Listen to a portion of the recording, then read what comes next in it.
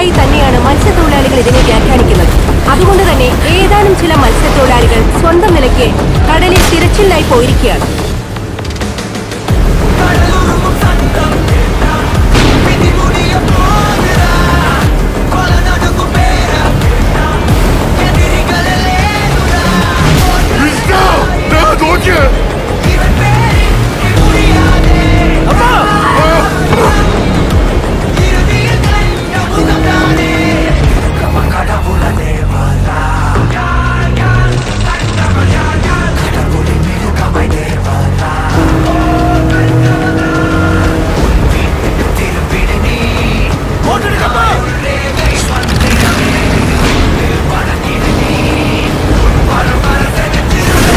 അന്ന് റോക്കിയുടെ കൈവശം ഉണ്ടായിരുന്നത്ര സ്വർണം ലോകത്താരുടെ കയ്യിലും ഇല്ലായിരുന്നു.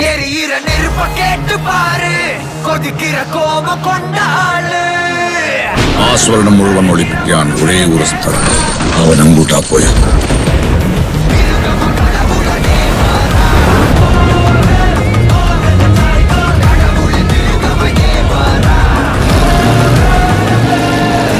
Madam, it's very clear. Rocky മനഃപൂർവ്വം ഇന്ത്യൻ ഓഷനിൽ ആ സ്ഥലത്ത് പോയി ഇന്ത്യൻ നേവിയെ കൊണ്ട് അയാൾക്കെതിരെ ഫയർ ചെയ്യിച്ചു. അവിടെ 20,000 ഫീറ്റിലേറെ ആഴമുള്ളതുകൊണ്ട് അവിടെ നിന്നൊന്നും പുറത്തെടുക്കാനാവില്ല.